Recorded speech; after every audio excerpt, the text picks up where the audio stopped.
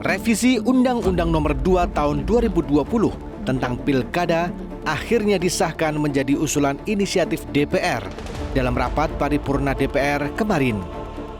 Apakah rancangan undang-undang usul inisiatif Badan Legislasi DPR RI tentang perubahan keempat atas Undang-Undang Nomor 1 Tahun 2015 tentang penetapan Perpu Nomor 1 Tahun 2014 tentang pemilihan gubernur, bupati, dan wali kota dapat disetujui menjadi RUU usul DPR RI?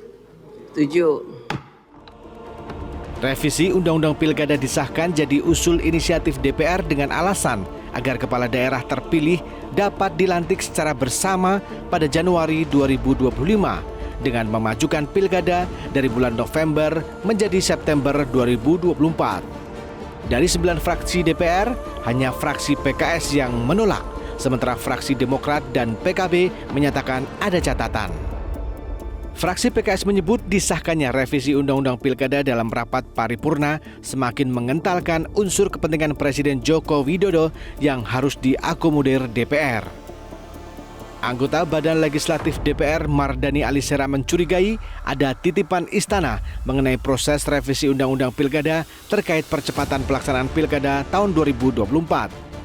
Pengamat politik Ray Rangkuti menduga ada kepentingan penguasa di balik percepatan Pilkada tahun 2024. Rangkuti bahkan mendengar isu bahwa Presiden setuju Pilkada dimajukan karena untuk menaikkan anaknya menjadi kepala daerah. Katanya sih pemajuan itu ya kan untuk kata-katanya sih ini yang saya juga terlalu yakin dengan ini. Ada kepentingan presiden mendorong anaknya jadi calon kepala daerah, kira-kira begitulah. Katanya ini tapi ya, jadi kalau Oktober ya itu kan persis nanti Pak Jokowi masih berkuasa, kalau November udah nggak berkuasa lagi gitu.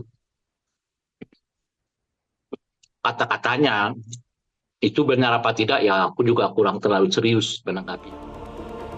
Sementara itu, Ketua Fraksi PDI Perjuangan Utut Adianto memastikan tidak ada konflik kepentingan dalam percepatan pelaksanaan Pilkada di tahun 2024.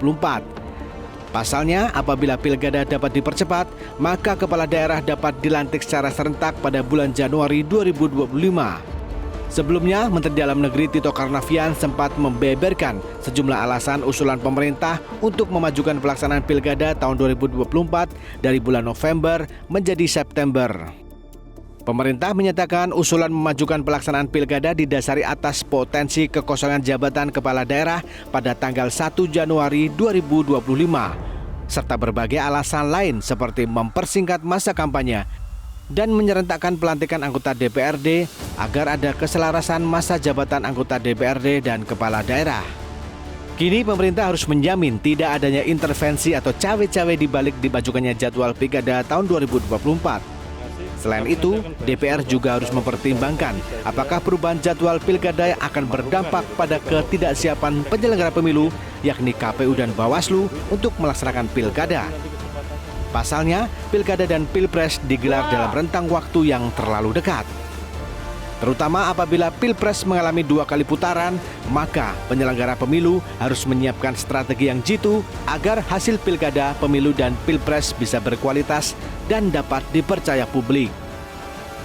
Dari Jakarta, Tim Liputan, Metro TV. Jelajahi cara baru mendapatkan informasi. Download Metro TV Extend sekarang.